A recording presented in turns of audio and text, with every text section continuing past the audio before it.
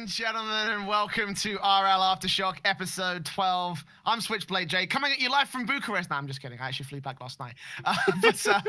Yes, we're a day late because I was in another country doing another event in Counter-Strike, and it's like, I got a bit of a busy month that came up all of a sudden. Actually, do you know, fun fact, I told Digital Bacon about this about a week ago. I've been asked to go to 2 fucking studios. Outside of the events that I've had going on in Bucharest and in Switzerland that have to happen over the course of this month. So I've been a busy boy, and it looks like it's going to get busier in January as well with certain, let's say, renegade things coming up. But we'll talk about that in a bit because I'm Switchblade Jay. Joining me, of course, for all the topics of conversation is Digital Bacon. My friend, how are you doing? Yeah, good. Just taking over. You gotta keep working. Nothing really changes. It's all Rocket League going on.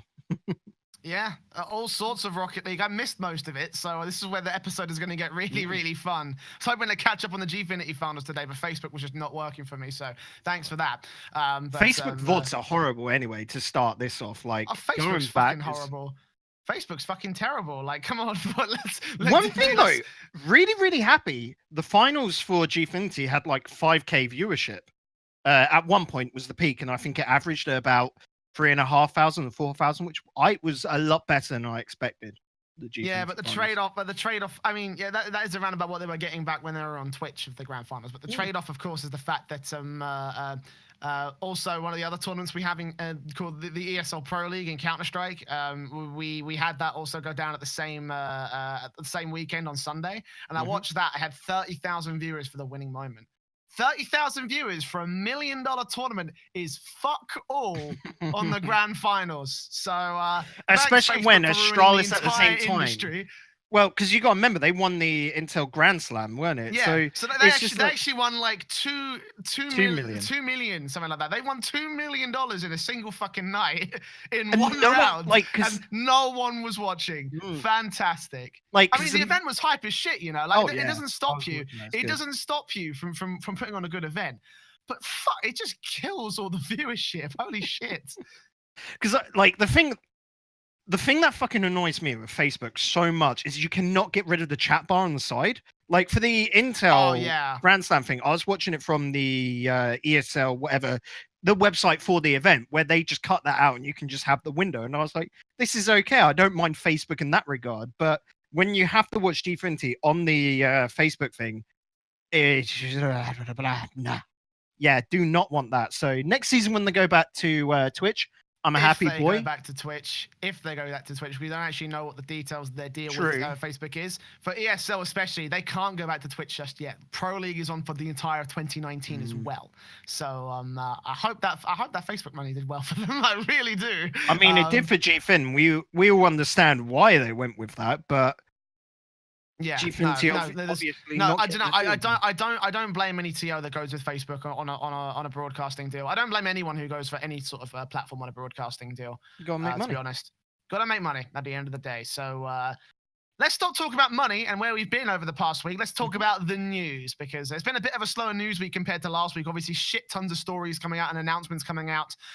So we'll talk about a couple of different things, obviously. We still have a little bit of news. And the first thing being is that Psyonix are continuing to expand their esports staff by bringing Gilly Weed on to the team as the 6th member of the team, and also doing the esports, bringing her on as an esports broadcast specialist. Now, let's talk about, well, for a start, let's talk about the role itself, because I have no idea what that entails. Now, my specialism in esports has always been broadcasting. I went to school, I was studying vocal broadcasting and audio broadcasting and television and radio live broadcasting. So I know what broadcasting entails. No idea what a esports broadcast specialist is. It's a very, very broad. It's not like you're a program specialist or you're like, a live specialist or anything like that. So let's speculate on exactly what her role should be, because she is very experienced, obviously. She came from Heroes of the Storm, a very well-defined esports scene, if not the biggest one. She's got a lot of experience behind her, especially in that broadcasting sort of aspect, Yeah, so for me, looking at this, I just think this is more looking at how talent should be handled and that sort of thing, like being more of a, I would say a consultant role, but it is a full-time staff role, which is the interesting one. It's got to be planning and like how from the perspective of someone working on it, so as a caster, as a host, whatever, how everything should work out to their eyes, because we know a lot of the stories of how with Next Generation Entertainment, is it, or the current providers that run all the production, that how they're very much locked into certain time slots. So you could be there like, Axel Toss has to talk for 30 seconds and then he has to throw over, and it's very regimented and scheduled, which if you've ever watched a broadcast or anything, you can see that the casters don't really get explained their full points, and that is a massive downside. But it does keep the production running and flow, like not flowing as such, but just running to a tight schedule, and you cannot fault them for that. The way they can near enough knock out a stream to a very certain time is very good, but it reduces the personality of the casters and the discussions which they're having. So I think this is more that sort of topic of saying, we want the casters to have a little bit more freedom when they're on stage, especially when you've got all these DreamHack coming up and you've got a lot more big events. Like one inkling of an event which hasn't been picked up, I think, by EJ, is that we now have the UK 3v3 ESL Cups going on. They've just started. Literally, the second one is this week. It's only £50. Known about this. It's not big. It's only £50, but ESL initially tried to run their Premiership stuff with the 1v1 events, which were pathetic pretty much a couple of months ago, where it was just like... just to verify, is this part of the actual Premiership, or is it just like a community thing? But for me, it's a community thing, but it's UK only. And for me, this could lead into the Premiership, because like I keep saying, ESL are trying to prod into Rocket League, but haven't been able to get a foothold properly, because they're having to do it all themselves. But for me, this is just pretty much a role where it's going to Gillyweed and getting her to run the logistics if you're a caster, and sort of be the head of the talent team, if that makes sense. This is what I think it is. Well, that's just speculation at this point, because even on the Twitter thread, if you ever want to scroll through it, it's like, I think it's a pinned tweet right now, if I'm recalling correctly. Scratch that, it's not. It's just a general sort of like Twitch and Instagram links. But like she's got a lot of congratulations and stuff, and she hasn't really clarified on what it's about. Even Cloudview was like, I don't know what this means or what this entails. Yeah, not literally in quote, not sure what this entails, but it sounds awesome and you're awesome.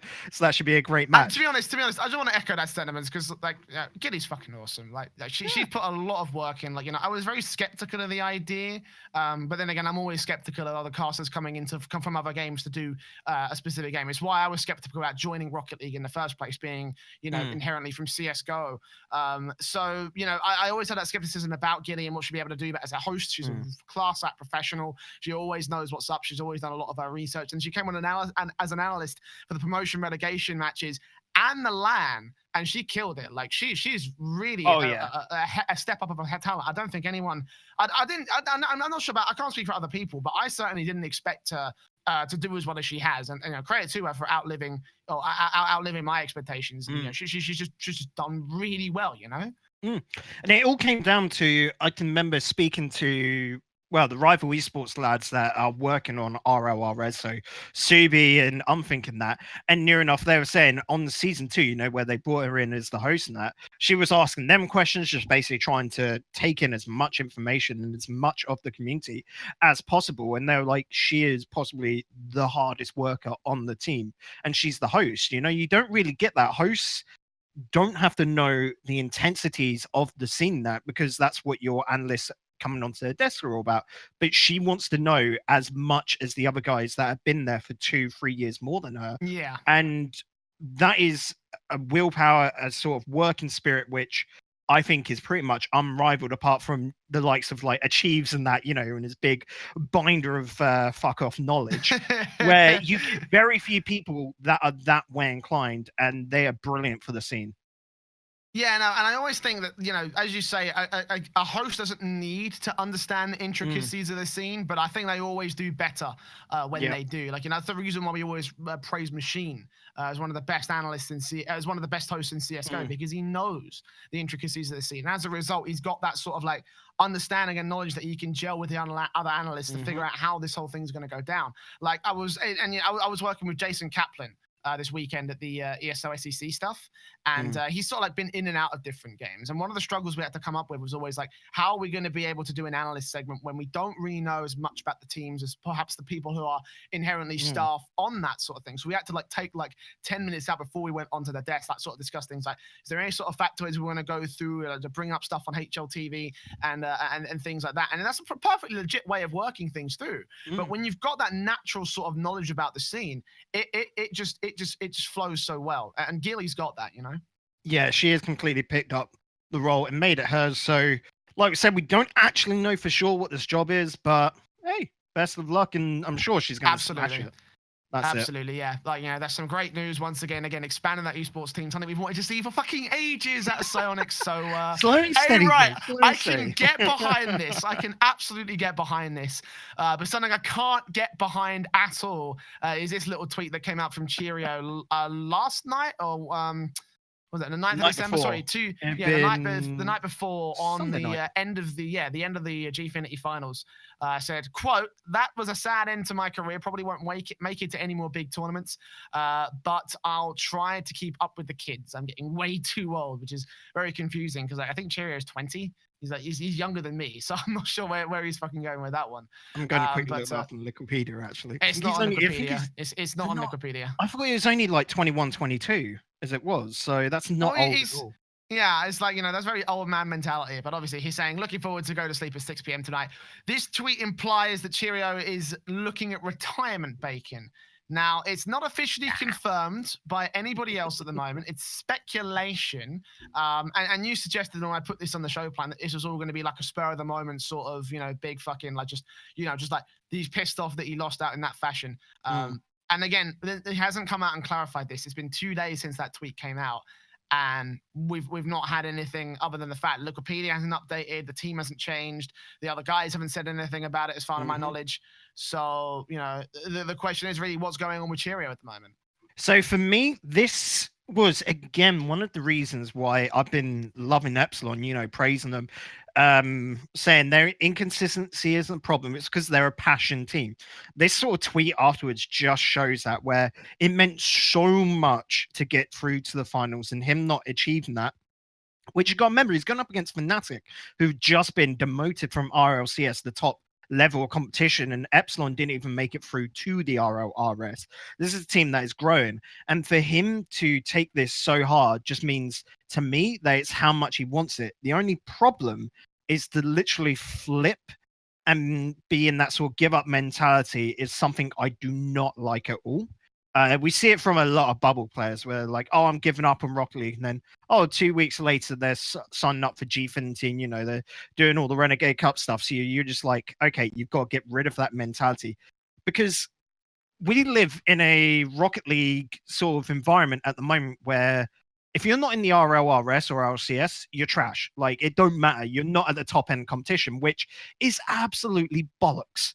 You know, it's absolutely dreadful to think like that because we've got stuff like the DreamHack circuit coming up. We've got the Renegade Cup thing. Psyonix is only now just expanding that to a third tier or even more options of competitions to compete in. You look at other esports and that, if you're in, LCS for League of Legends, if you're not one of the teams in that, you're not considered trash. You're just not one of the franchise teams there, you know? The same can be said for Face It with CS, you know, Jay, where there's so many big teams around, but because you're not in the main events or whatever, because you haven't qualified for it, doesn't mean you're banned. It just means, you didn't make it through to that one. Epsilon have got so much potential there, and for them to lose a player would be bad in my books. Yeah, and it sucks really for Cheerio because like he's in that awkward scenario where he's part of Epsilon, a relatively big team who are part of the Gfinity Elite Series, but he's not breaking through towards the RLRS, so he's still like a bubble player, quote unquote. And again, this is the reason why I always take my cues from CS, the fact that even if you are what would be the equivalent of a bubble player in Counter-Strike, you're still making a living off the game. You're still able to win tournaments and go to LANs and stuff. You know, there wouldn't be amazing big sort of fucking stadium events, but you know, you'd still have a chance to prove yourself on a LAN environment. And that's something that Cheerio gets every week, but he still can't seem to come up clutch for it. So then you see what he does on online circuit in RLRS, and you kind of can understand his mentality. But I also don't think that it's a good idea for him to retire. Like I say, as was said by Doomsy in a reply, the top light reply, by the way, on this tweet thread, quote, both Ignite and Remco are older than you, and they're just destroyed E-League. You haven't even hit your prime yet. And that's the one thing that I will say. Absolutely, he has not hit his prime right now. He's in a bit of a slump right here, I'd say, for certain. I'd say that he's the one player, the one element in Epsilon that I think is the difficulty part. But I don't think he should end his career, not by a long shot. No, well, I've been very clinical and critical about that, sorry. We both have. Yeah, in Epsilon, Cheerio is the only player I would question and say leave. I'm not questioning his ability, but just the chemistry makeup. Like I said, the whole team relies upon Bilbo doing just absolute nuts stuff. He's a hinge player. He's either playing poorly or playing really good. You know, he's the one with that inconsistency. You cannot say the same about Cheerio or Sebadam. Sebadam's the captain of the team, so you naturally don't pick him as the one to change, so it goes to Cheerio. That's not saying Cheerio's a bad player. That's just saying maybe another roster, another team is a better fit from there. I don't know. I've only been critical of that purely because I think you need maybe a second hinge player. We look at how XL changed that up. Pondex was always that flip-flop player. You know, he's playing really well, XL wins. Back when they're playing with Marky, he's playing poorly, XL loses. Bringing in Breezy as the second option to there means that it's not all on Pondex. It can be on Breezy as well, or like the dynamic just works a lot better. And this is the sort of comparison I was trying to make. And that's why it's cool to see Cheerio being this passionate. Like I said, get rid of that mindset, dude. I'm sure he's better off now, you know, and they'll still be playing together in, I don't know, we could look up Gfinity tonight and maybe he's playing in that with the Epsilon guys. But I'm sure it's just spur of the moment frustration. You got to remember they lost in game 7, I do believe. Against them. I don't actually have the results here, but I'm pretty darn sure it was game 7. I do. Hold on. I have the transfer rumors page pulled up, so I can quickly click on one 7. button and then click on another. Okay, so you got there first, bollocks. But see, for me, you have to excuse me because like immediately after this podcast, I've got to go do work for Starladder. So like I'm got a very busy day. I told you, like it's fucking shit off busy. We've got a sort of shorter stream, don't we, as well? Like this one's only I've actually cut out our main feature just so I can fit the time limit, so I can make this contract. So because we want to put out the podcast. Exactly. I don't want to let these guys down. I mean, we've missed too many weeks, in my opinion. So game 7 lost for them. 1 week in the entirety of this now, maybe 2 max. No, it's only just 1 week. It was just the 1 week when I was in Scotland, and I just couldn't find the opportunity to create a show. Even then, I threw this together super last second when I was in my like sleepless hungover coma last night. Just like fuck me. And then my war of text, because when we do the show plan, guys, Jay's very much bullet points that. Me, I do a whole discussion, like my entire thoughts out there. I don't know why, that's just how I write, but it's like a case of, I guess Jay can see where I'm coming from beforehand, so he can structure his own argument in his head. Like, because we generally go counterpoints, don't we, Jay, with how we say things. Like, play devil's advocate to each other, which is always quite cool. So I guess putting my points down, like what I'm going to say in brief paragraph helps. And but I still need to teach you Google Docs formatting, by the way. You do, because I can't fucking do it. I don't get how to go back. I can do Word, but not Google Docs. And I use Google Docs more than Word. But yeah, looking at, like, just quickly saying about as well, looking at his career, Cheerio's on the upswing with this Epsilon team. Like, you know, we look back to before this summer, he was getting, say, 5th to 8th spots in a lot of tournaments. Now he's suddenly coming 4th, 3rd, 1st constantly. You know, they just they won the Randstad Games Festival, the French sort of Paris Games Week, I think it was, about a month or 2 ago. They came first in that. You know, they're on the upswing. For him to take this hit now, I think is purely because he's frustrated that he's not in RLRS, RLCS, and that's purely because he was a past RLCS and RLRS player. So he's been at that highest level, and he desires to be back there. Well, the key thing to remember about that is that, you know, a lot of you know, a lot of players and teams that were part of a big sort of that were part of a big like the beginning, or like sort of the top players in the beginning of the game, sometimes they've often come back around and been able to recover from that situation. One of the most defining examples I'll think of, for example, is Glaive. Now, if you're a Counter-Strike fan, you'll know that he is currently the leader of the greatest team to ever fucking touch that game, Astralis, who right now are on the biggest, like, just they are on the biggest win streak ever. They're taking title after title after title. They just won $2 million this weekend, or close to that amount. I'm not sure how much it is specifics, but it's just so much money. It'd be 1 million from the Grand Slam, and then it's like they're cut out of the 1 million prize pool. So let's just say, being conservative, it's 1,450,000. Yeah, something like that. But but Glaive back before that was part of no really good teams. Like he was part of Heroic before he was part of Astralis, and that didn't really work out for him. And then before that, he was part of Copenhagen Flames, and he had like a shit ton of problems. He was having like health issues. He was he had a really poor attitude and shit. Like I think he had a cardiac arrest or something like that at one point. So he went through a lot, and he came out at the other end of it just like, I really don't want to play CS, but he changed his attitude. He found an opportunity for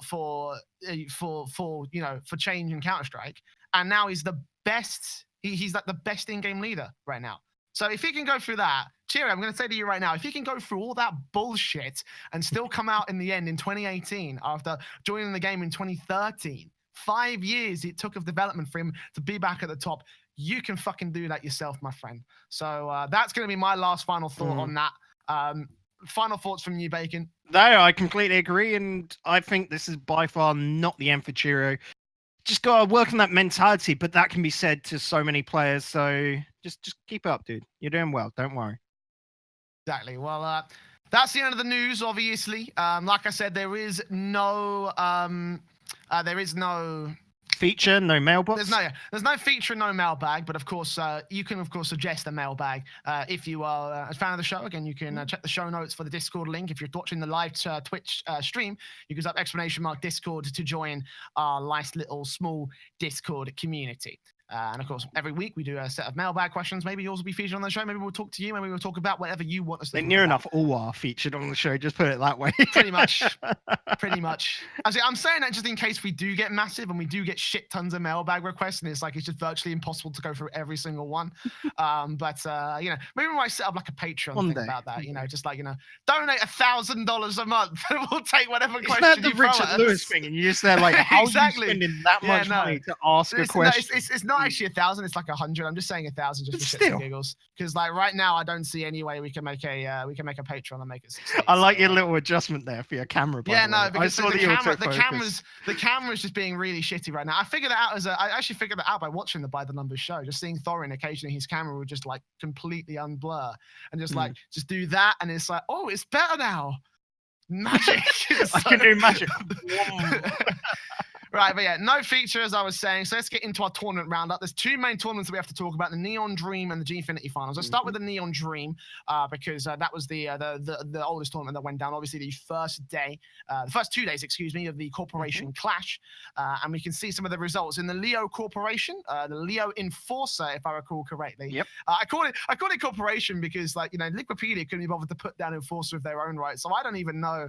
I don't even know off the basis of I don't even know off basis of memory.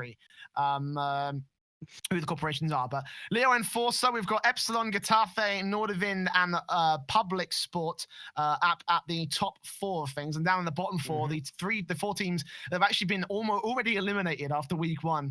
We've got Bolo something, D Bene Baron, fuck that, and to be honest, down at the very low end of the table in Scorpio, which is the Scorpio Tech. I was waiting for you. I thought you were just like trying to think up. I was pointing at you just like I was pointing at you just like I have no idea what the name of the. I did come up with the names, so. Yeah, that's why I'm asking you. So yeah, Scorpio Tech. We've got XL and MCon leading things out. XL currently undefeated in their group. I think they're pretty much almost completely guaranteed for top 2. But MCon's up there right behind top 2 almost. I'm saying almost. If they win one more game, I think they will be guaranteed. Scorpio in Scorpio, XL's top. MCon's second, but they only lost to XL. It was like we covered this on stream, pretty sure. It was really close, and like it's that way. I don't know anymore.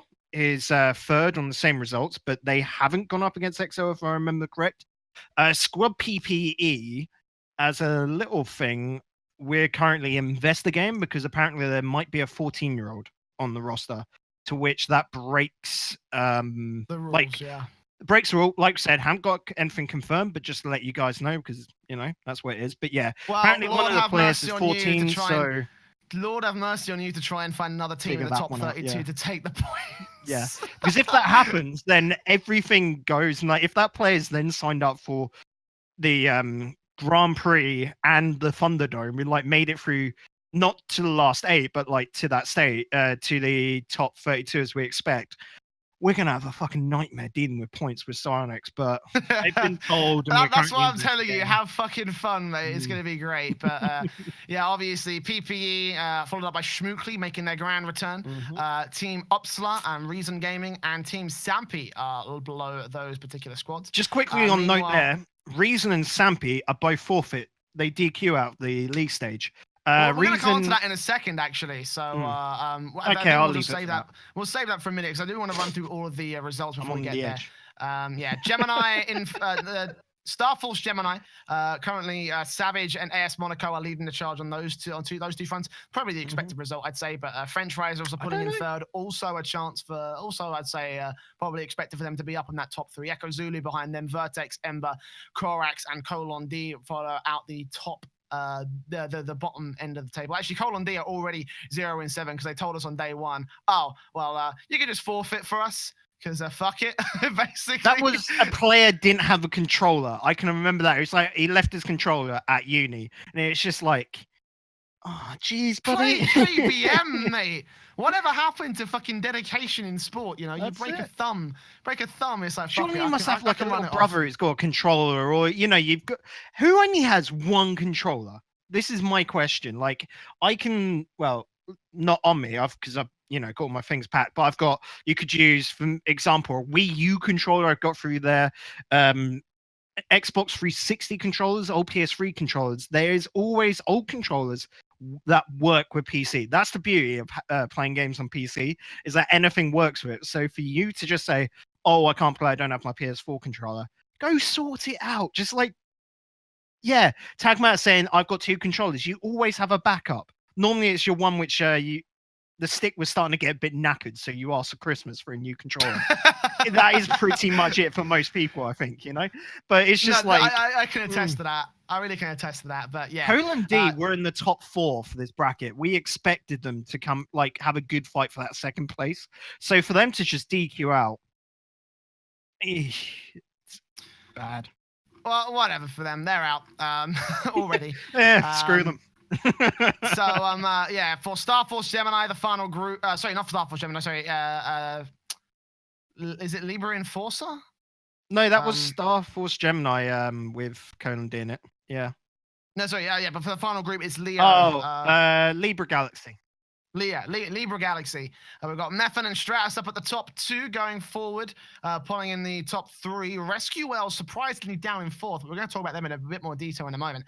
The Rejects in 5th, Igneous, Firewall, and Washed Up Boys round out the bottom end of the table. So that's your results update. Now let's talk about some of the teams.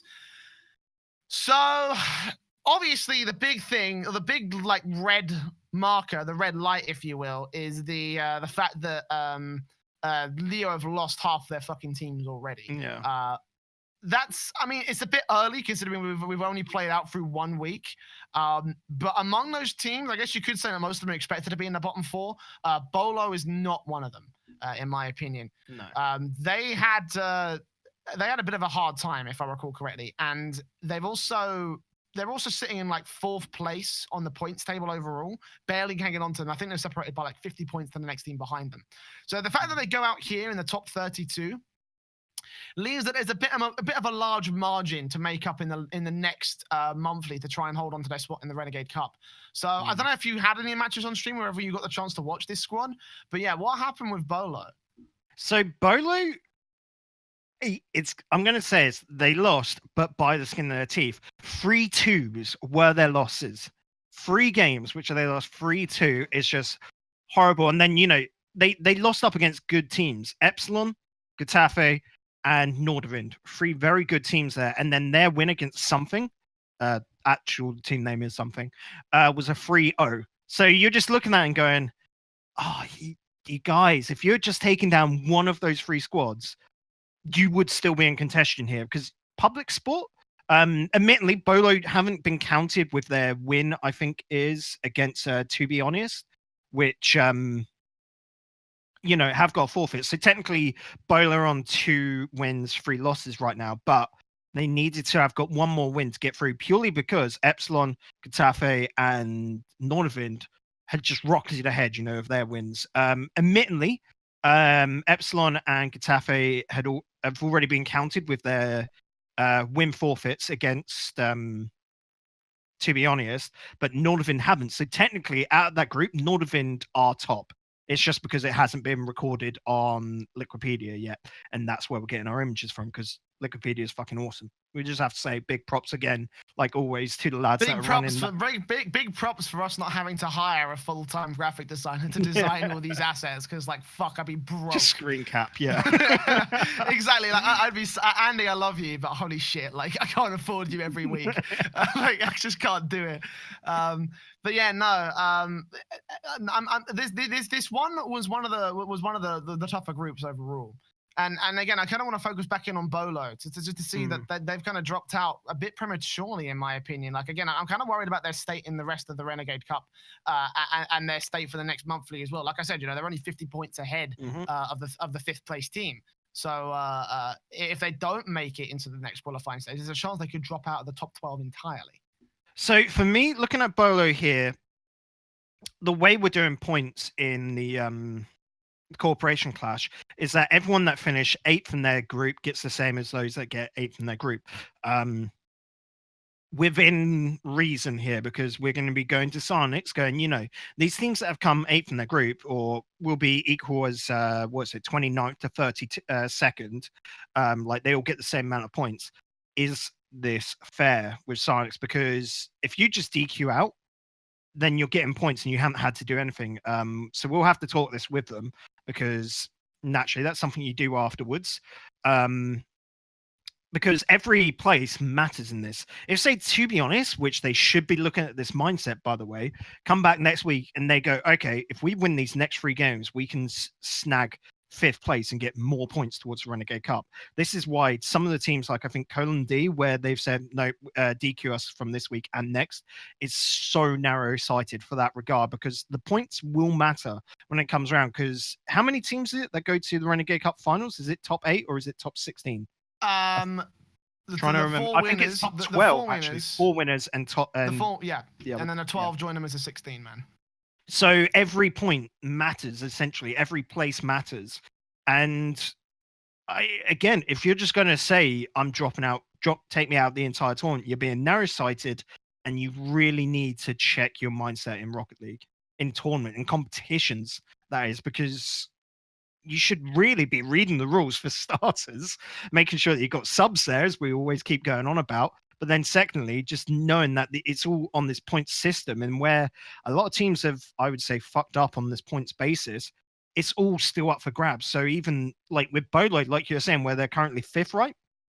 Because they've just been competed and stuck together for the last couple, they should have that mindset to them.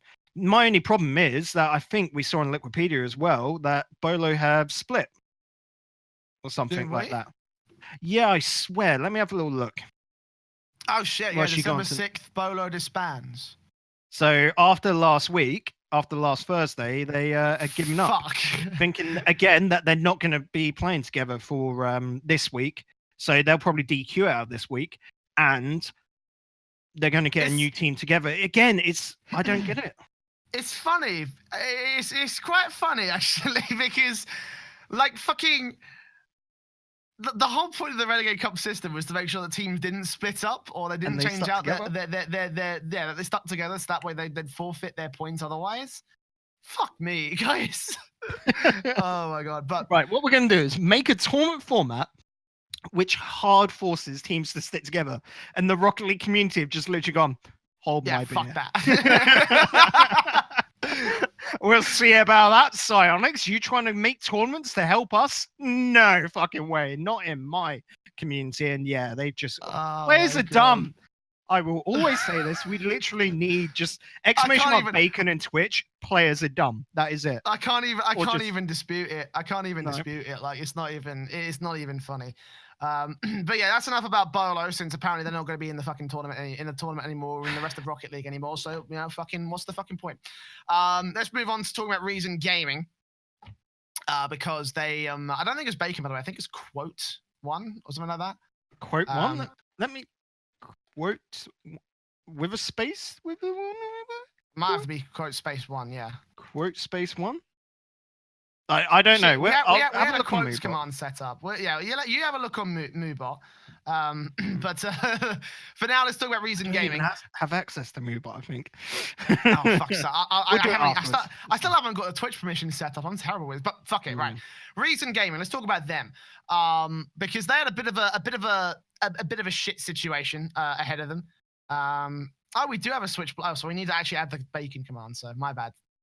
There you go. So Ben's going to add that now. This is why we have a third man being our producer. So he's going to get that sorted out.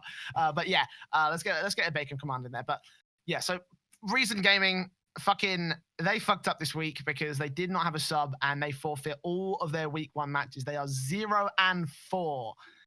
0-4. No, Reason are 1-3. Sorry, scratch that. Excuse me. 1-3 because they also have to go up against another.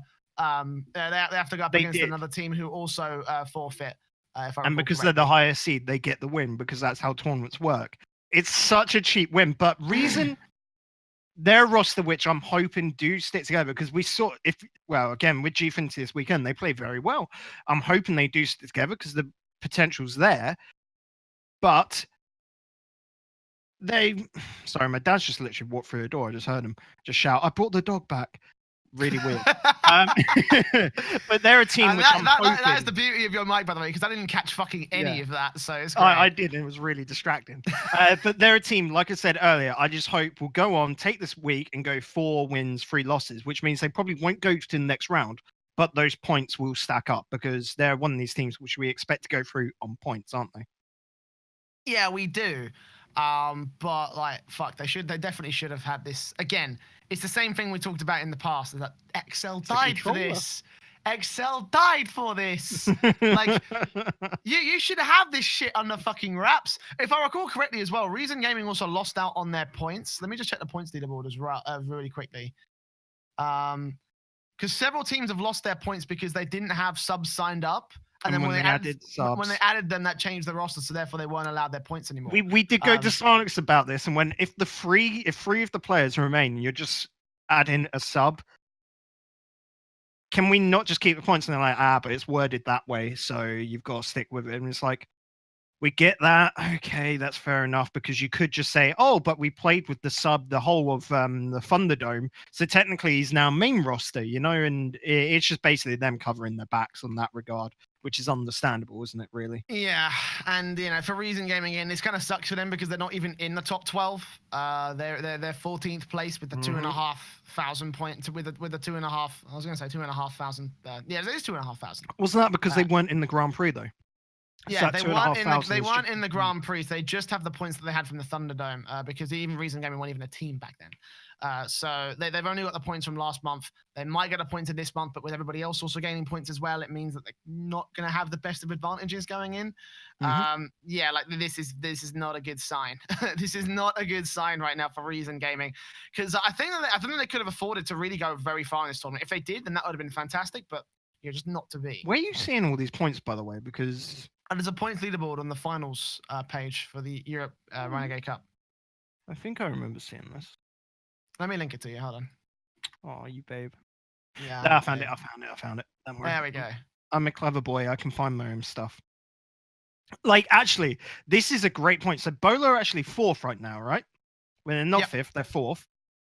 Method are 3rd. They haven't qualified. We expect them to qualify this month for XL2 or maybe Stratus or something. One of the better teams.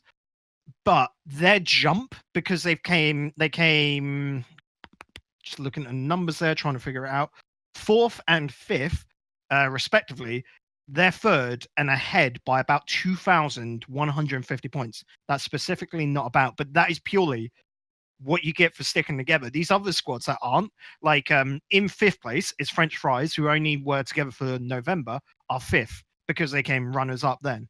Like, it's just ridiculous of how weighted it can be. Like Excel they would be 3rd right now if they stuck with Marky Duda, because they got rid of him for no. Remember they added McLovin on as the sub for November. Because of that, they dropped their points from the Grand Prix. So if they didn't, they just kept on going, whatever, they'd be on 5,900 points now. That's how the system is, and it just okay. It's the same for a lot of teams. I'm looking at it now, going, oosh. Oosh. Right then. Okay then. Well, yeah, Reason Gaming obviously having a couple of points problems. Yeah. I'm going to try and push on because we are actually legit running out of time and I haven't got much time to spare. Let's talk about Rescue Wales for a bit because they done fucked up once again. They need rescue. The Rescue Wales need rescuing from themselves right now. Like, this is the core of the hashtag roster, obviously, that we talked about, kind of bombed out of the Elite Series in the group stage, and it's like, fuck, what happened to these guys? Oh my god, like, holy fucking shit. Like, why the fuck have they bombed out this hard? I really don't understand what happened to them between the space of their hot work and then now. Like, this is like, I don't want to say it's a terrible performance because, you know, realistically, we weren't really knowing what to expect out of this roster, but we were expecting more because it was me and Ty Lacto, I think it was, did Rescue Wales versus Rejects on stream. And Rescue Wales got the first game and they looked like they were comfortable. They weren't being pushed. And we were like, oh, this is very good. It's them just playing really half-assed and they're winning it. And then Rejects changed. They played really quite well. And we were just there like, Wales, you've got to stop playing half-assed. You've actually got to start playing your normal strategy. And they just didn't seem to be able to pull it out. They weren't really cohesive. They weren't doing their really fast passing plays with each other and threatening their opponents. Instead, they were just like plodding along. They were like donkeys, essentially. So they were putting in work, but it's not, you know, a blazing fast speed like your stallion or whatever. You know, it's just doing work, and it wasn't enough to be able to compare against Rejects, who are playing pretty much on pure passion at the moment. They're not even a cohesive team because they're a pickup team. Yeah, and the worst part I think about the Rescue Wales situation, the fact they still got to face up against Method, and it's like, oh god, oh god. Just in chat for Blonde Monkey as well, Doomsy isn't even on the roster because they signed up without him, so they've continued to play without him on the Rescue Wales, even though he is sort of part of that squad. It's really weird. Yeah, like so, I don't even know what happened to them, but they've got a match against Method. I think tomorrow, or is it? Sorry, the day after. Excuse me. That's when the Libra matches go down. But yeah, they've got them in round. Yeah, they've got them in the last rounds. They need to win their tiebreaker match against Igneous and possibly even GFG. It's like, oh god. Yeah, GFG and Method. Those are two hard matches for them because GFG, for anyone that hasn't been keeping up, going forward game and picked up the WLF squad. So that's just who they are now. But that is a hard squad to go up against, especially Method. Igneous, I can see them winning. But to me, this looks like the best that Rescue Wales can do is, 3 wins, 4 losses? Eesh, that's not going to put you through, considering Stratus and Method already on 4-0. So Rescue Wales, to me, are out of it. That's not a very good sign for Rescue Wales again. Like, they look so good. I like the lads. Like I said before, Rafi, man, I love you, but like, you're such a good player. Why is this happening now? Oh fuck. Well, from the bad, let's talk about the good. Because Stratus had a really good time. In their standing. Where were they placed? Oh yeah, they were in Libra. And they had, second place above the, just below the Method side. 4-0 so far, separated by 3 games of game difference. This is a team that you said, Bacon, were really fucking hot. You know, really fucking hot. You know, came top 5 in the Thunderdome. That was great. Yeah, they've been doing really good shit. And I remember you highlighting them as a really big team. So I kind of want you to expand on this most of anything else, because, you know, they are white hot right now. Yeah, so the 3 members of Stratus, for anyone that doesn't know, is Chippy, Flux, and Flakes, previously going by the name of Pornflakes. Good thing he got rid of that first part because that made competitions really hard. That wouldn't have gone down really well with Psyonix either, I don't think. He still has the same profile picture, which is literally it's saying Pornflakes, but he's got rid of it in his name. So you're halfway there, buddy. Keep going. You're nearly a wholesome brand. Because Flakes is a good name as it is anyway. But yeah, so you've got Flakes, who has been around in the scene since like the start. The biggest example of a great team he was on was One Trick Pony, which was this sort of bubble team. If it was compared to now being RLRS caliber team, back in the summer of 2017, back during stuff like the era of Infused, Planet Key Dynamics, all of that sort of stuff. And he was quite good then. And he took a bit of time off. He's come back into the scene now. And basically, as that veteran player being joined by Chippy and Flux, these sort of newcomers like the hot shits coming through, essentially, the ones with the massive potential, he is just basically being able to lead them to victories and doing really good beside it. I think Flakes probably doesn't have as high as a potential ceiling as the other two, but that's what you always see. These veteran players being able to get victories and basically ferry through talent. So it's always exciting to see, especially for me. Flux on this roster is the one to really watch out for. Like over the next year, he could rocket up into a major team essentially. Like I don't know whether it's fair to say RLCS, but RLRS, one of your DreamHack sort of real hot contenders, Stratus is there. I might be a bit harsh on Pornflakes in thinking that, but it's purely because his results have always been, 4th to 8th place sort of region, so he's never been a winner. But with this roster, who knows? They could do. They're getting really close with these Renegade Cups. It is the perfect skill level for them. It is, and the great thing about Stratus as well is that remind me a lot of Hashtag before when they were really hot shit. It's like, they are a team of players you can expect them to do good things, and now they've finally found the chemistry and the meld that works extremely well. So I want to get your take on this. Do you think that they are the next Rescue Whales, and if you do, are they going to suffer the same fate as the Rescue Whales at the moment? Like, this is. It does concern me a little bit about the sort of status of bubble teams rising up and then finding some instability that causes them to take a nosedive in form. So for me here, it's good to see that Stratus have stuck together. That's a great sign, from last month. And the big question would be if they stay into January. I really hope they do. Lads, do not split up. You've got to keep sticking together. You just keep making your run. If it doesn't work by the next season of RLRS, then maybe split up, but hopefully not. Well, right now they're in 8th on the points table, so they absolutely should fucking stick together. Like, because they'll be into it. Yeah, that's it. And from the looks of them now, they're making it through to the top 8. If they make top 8 this season and then just, I don't know, maybe come like they don't make it through to top 8 in January, they'll be through to the Renegade Cup finals. So lads, just stick together. You're getting a bit of money out of making it through, so just go with that. Really need to sneeze at the moment, actually. But finish your point and then I'll take over. Yeah, cool. And for me, I don't think they're going to do a Rescue Whales. They're in very similar boats, but Rescue Whales aren't on the downfall at the moment. They just had a naff day at the office. They'll come back. They'll play the games because they're smart enough, the lads, to know about the whole point situation, the same as what we're saying about Stratus. For me, Stratus, their biggest problem is that they have got players that have never been picked up by an org. You look at Rescue Whales with their affiliation to #United, and they're a much more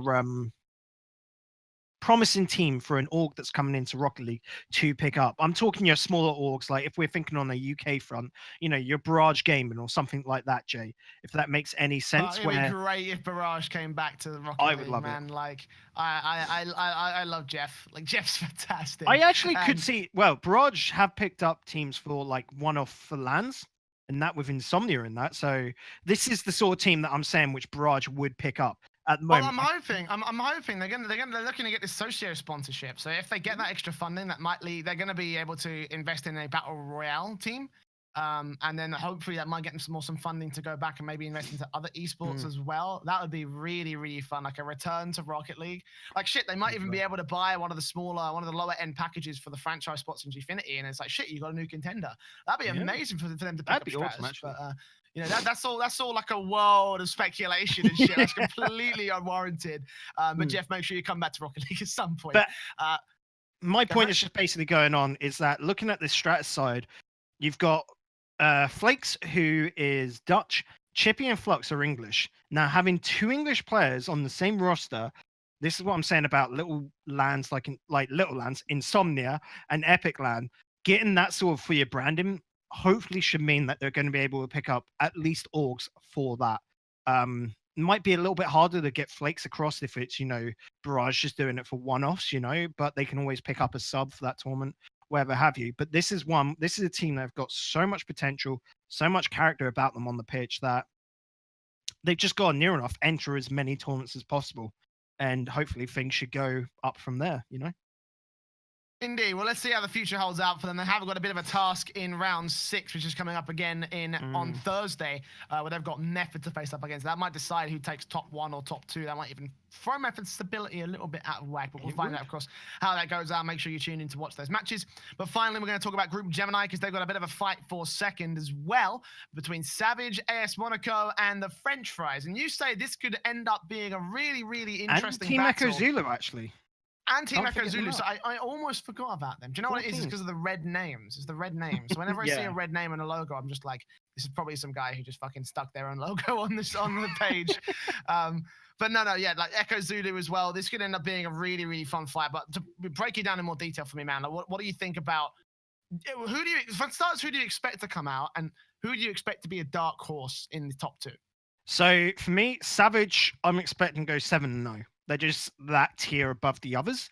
AS Monaco, I'm just going to say they've got to come out second. I can't see it going any other way. And the reason why, Jay, is that AS Monaco have already played Echo Zulu and French Fries and beaten them. AS Monaco's only loss was to Savage. So I could see AS Monaco going on and coming out 6-1. The big difference here is whether, because they've still, AS Monaco still have to go up against Corax Gaming and Team Vertex.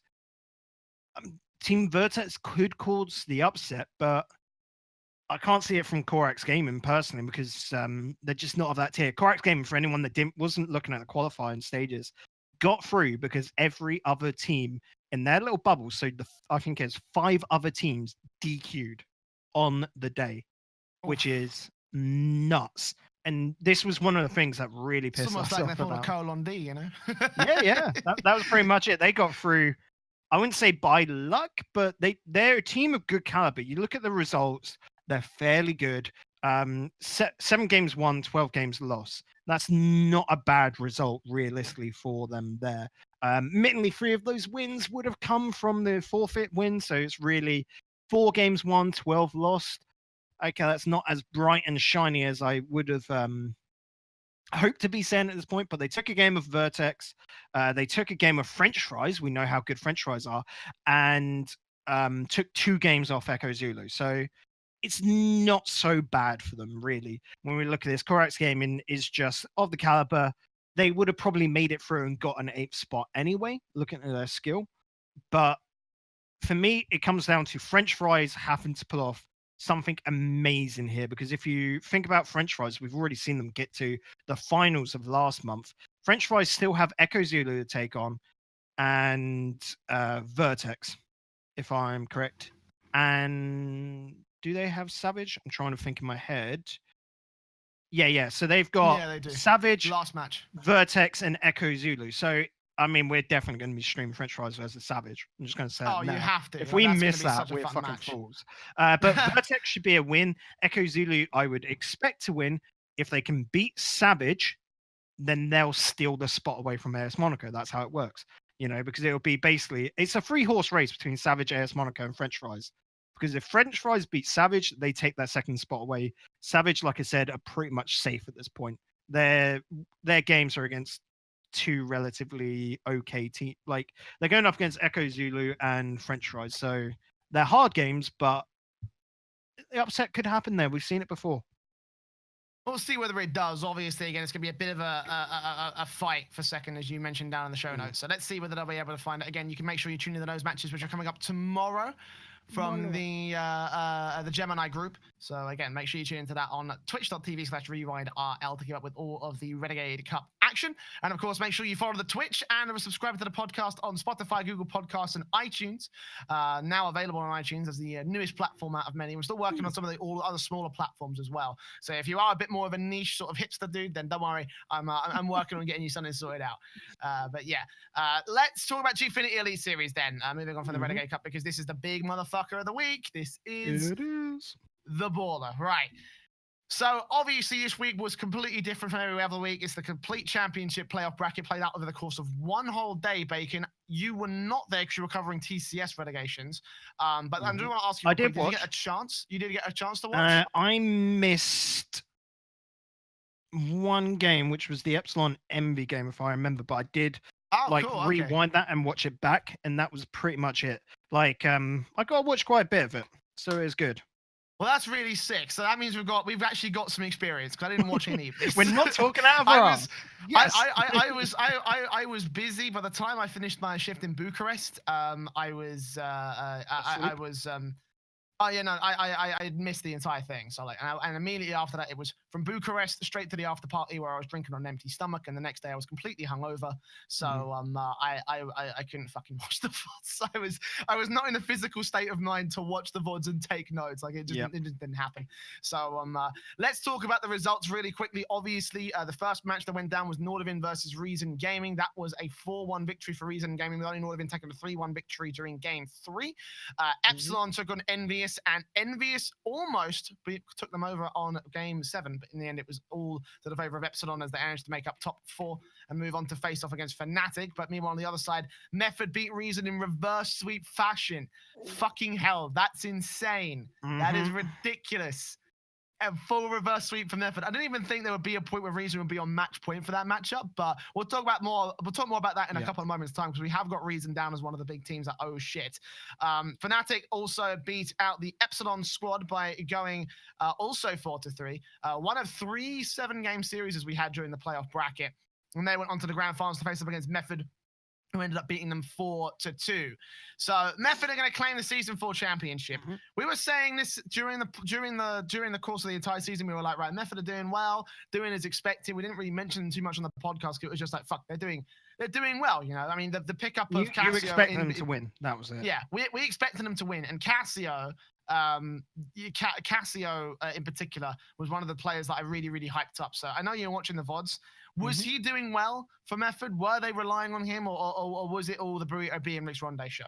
So, no, it was all 3 of them. It always is. The problem was just that initial game in the semi-finals, because, you know, Method came out top of the groups. They go straight in the semi-finals against Reason. They were asleep for the first 2 games, and then the 3rd game they started waking up halfway through, and that's pretty much how Reason got the first 3. And it was like during the 4th game where you're like, oh, Method could actually reverse sweep this. They've finally figured it out and got things together. They've got their shit together.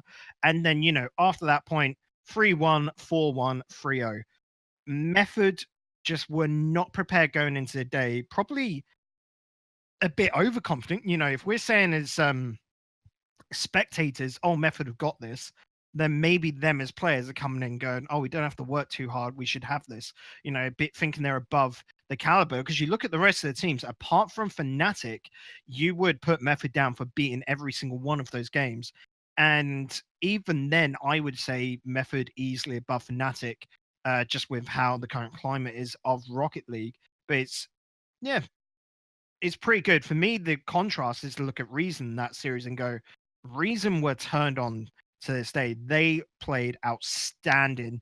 It's sad that, you know, all their efforts sort of got reverse swept on them, and it's them going up against a bigger team. It's like if you're looking at football, it's your championship side in the FA Cup finals losing to, like, let's just say Nottingham Forest losing to Man U. If you get 3 goals in the first half and then taking 4 in the second half, you're there like, oh, fuck.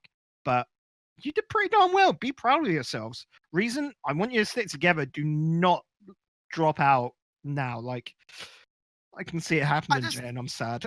Yeah, I know, man. Like, fuck. I mean, that's the worst thing about the reason storyline is the fact that they were a haphazardly thrown together roster because Gfinity needed a team at the last second, and Reason were the only people they could turn to because Reason were the big motherfuckers of the rosters that they of the teams that they own. You know, they already own XL. XL are already in the Elite Series. They own Prophecy, but nobody gives a shit about them. So who else do you turn to? Like, you know, you can't. It's Prophecy, you can't get got a team in anything at the moment, or is it no, just a name? they're a completely dead org. They're a completely dead organization. It's just a name that Gfinity owns at the moment, and they own all of it, so they don't have any reason to bring it back. Its Reason is only part owned by its former owner by about 10% or so he has no controlling stake. But he does have some sort of leverage to get them to so that way they can just pound off all the management stuff to him, and that's the reason why they bring Reason back. But yeah, no. Well, we know at the moment with Gfinity, just on that note, sorry, that they're pretty much putting all their effort into Method and Epsilon, aren't they?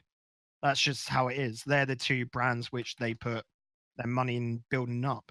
So, and XL, I forgot about XL. But that's fine. That's just how it is. You have tons of brand names, but you do focus on the ones that already have established teams, you know, and already have that established fan base. It's just how communities work, ain't it? Yeah, and I mean, and it does suck for Reason because Reason is such a big fucking, you know, like big brand in esports overall. They've been around since the COD 4 days, been around before the COD 4 days, if I recall correctly. Like 2005 was when the organization was founded originally. Like, you know, it's changed hands since then a couple of different times, but like, you know, it's still got a lot of like a lot of history behind that logo. That R with the joystick. You know, that's fucking iconic. That's esports iconography right there. And it sucks big time that that's the way that it's gone down for them because, you know, there's such a lot that they could have going for them. Such a great pedestal that Reason had for themselves. And then shit like this happens and it's like, oh, for fuck's sake.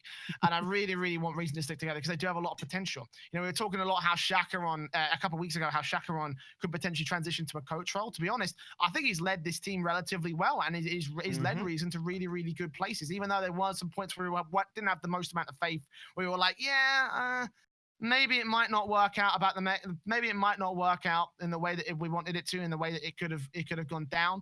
But overall, in this semi-final performance, especially, and as you know, fuck that, even in the quarterfinal performance, like they did really well. Yeah, you got to think like against Nordavind, who have just dropped out of the RLRS, impressive. You know, because don't get me wrong, all the players from Reason were RLRS players, but like we said, pickups between them. From Clappers and Copenhagen Flames, so that's fair enough for them to be good, but they didn't initially have that chemistry. Like I said before, it's always Chacaron building a team, and it takes a while to get that chemistry in because that's just his leader, like his leading play style. So against Nordavind, for me, I was actually expecting this win. Against Method, I was expecting Method to 4-1 this or something, you know? It was that sort of thing. So Reason to do this well is so promising, but it's your expected result. You got to think, if Reason and, let's say, Epsilon were flipped over, we could have seen Reason on this day make it to the finals. Like, don't get me wrong, that's all what ifs, but they're playing at that caliber, you know? Yeah, they really are. You know, again, it's a case of can they step things up from here. It would have been nice to see if they went through the Renegade, the Neon Dream and did some really good stuff. Then we could have gotten a better gauge of how they're doing. But obviously, it didn't end up working like that. I do hope we see more of Reason, and I do hope we see more of this particular lineup. But again, that's a story for another day. We have to cover up. But later on, let's talk about Epsilon because we are really fucking pressed for time. Really fucking pressed for time.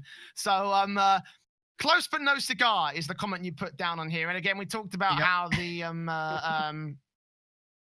we talked about, you know, fucking thingy earlier, Cheerio earlier. But I want to get your thoughts on this one real quick. Obviously, you're the one who watched the VOD. You got the most experience. You're the one who made this point. So I'll just let you take it away before we close out the show. So pretty much, again, like we were saying earlier, because we did talk about Cheerio earlier, and I pretty much expressed most of my points on this, but it was a super close series against Envy, who had finally, like, this was the best Envy had looked all season, and you were still able to take them down, because Envy are, by and large, RLCS, RLRS subs/players. And they've been playing together in Gfinity for a long time, so they do have that natural chemistry with each other. Maybe not the highest level, but it's because they've been subbing for other teams mainly. So this is an MV roster which you cannot underestimate. Epsilon played super good against them.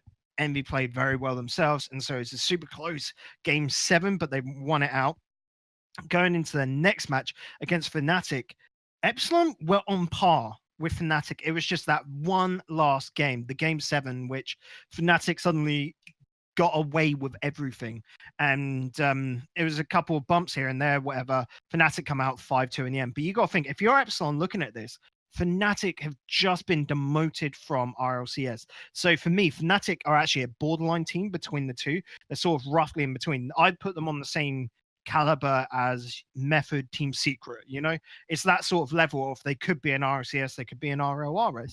That sort of, it's the why we would say, RLCS would be perfect with 16 teams because they would be a mid-pack team, wouldn't they? Yeah, and just to interject as well, Fnatic also had a massive resurgence in the mid to the end of the season. So like they were able to take over their group. So they've been on an upward trajectory as of late, you know? Yeah, definitely. And yeah, Fnatic are on the up. We may have a little fourth point about Fnatic, but I don't think much needs to be said about them because there's nothing incredibly interesting. I mean, you kind of summed it up right there. If we had 16 teams in the RLCS, there would be solidly an RLCS team. It's just the fact that they just haven't quite gotten through to that level, you know? Yeah, that is pretty much. And Epsilon, just comparing it up against them, you got to be there going, okay, this is an Epsilon side which look good to make RLRS next season. We hope and expect them to make the Renegade Cup finals if they can just keep cracking at it. They're 9th at the moment, so they're on route to make it through to the finals through just points, you know, but Epsilon could cause upsets. I mean, we go to their group, I think it was, quickly trying to find it. Leo, yep, and they're on top of Leo Enforcers, you know, and fighting alongside Getafe and Nordvind, which you look at that group now and you go, oh, that's going to be Epsilon Nordvind, purely because they're the two favorites from that. So you're looking at that already and going, Epsilon and an RLRS team. Again, this is why I'm saying, Cheerio, you leave now. You're cutting it before your big resurgence into the Rocket League esports side. Epsilon could go to DreamHack Leipzig in February. Remember, it takes place the second week of February. And they could do some serious damage. They could be a team that... Absolutely. You know, a wildcard team that could come out top 8. It's that sort of thing. The same can be said for Team Secret. Same could be said for Method, you know, which I expect all 3 of these teams to be there. And that's fantastic to see that we've got this. EU does have that depth where upsets can happen from any side, even what can be deemed as a tier 3 bubble team like Epsilon, because they're not in RLRS at the moment, but next season I reckon we will see them there. Yeah, and just a little bit of a curveball point, because looking at these numbers, it looked like most of these teams could also, you could argue, the same sort of point, in my opinion. I just want to ask you, because you watched the VODs, I didn't. Do you think that everyone was playing on form for this grand final bracket? Do you think that everyone was playing at the best position that they could have? The only team in question was Nordvind. That's it. The other 5 were playing very good. Fnatic were doing decent. Fnatic, as in as good as what we expect them in the moment, because Fnatic had dropped off a little bit in skill. We were talking about this before the show. Fnatic don't have a star player. They got Snasky and Maestro, who always feel like core players to me, and the same can be said about Mummy Snow. Afterwards, after the finals, Ariel was there talking. It's like, oh, you guys going to be grinding it out for next season? And Maestro just replied, I don't know. We'll have a look. You know, he's not going to make a comment whether they stick together, which for me is expected. I'm expecting one of the 3 to be changed out. Most likely Mummy Snow, I'd imagine, for the long-term aspect of it, because they need a star sort of striker player amongst the mix. Otherwise, they're just going to stick to RLRS next season. That's just how it is, you know? Well, I mean, there were rumors of Alpha leaving Savage. I know they were kind of deconfirmed, sort of not the other That'd be day. A step down. Savage need Alpha. Alpha is the core. Yeah, I'm talking about Fnatic. You never know. I'm just saying, you never know. You never know. Unless it's about money. But it could be about money. You never. I mean, Alpha's never been in this position before, being like a fucking baller team, a baller player on a fucking baller striking team. True. When you think about RLRS, just as a guideline for like wages for RLRS, you'd be looking at about €1,500 a month for an RLRS player with an org. That's your rough guideline. Well, I think we should have like a point where we do like a special of all speculations in the new year. I think we already agreed on doing we something already like that said we're doing it first one back after New Year's. Yes, we're doing where we think players should go. That'll be a preview for you for the next year, but until well, not quite that point. We still got a couple more shows to go before we're actually done with this year. We have one more show, I think. No, sorry, 2 more shows, I think, before we get up and go for the rest of Rocket League on this season. But until we get to that show, that's been it for this week on the Aftershock.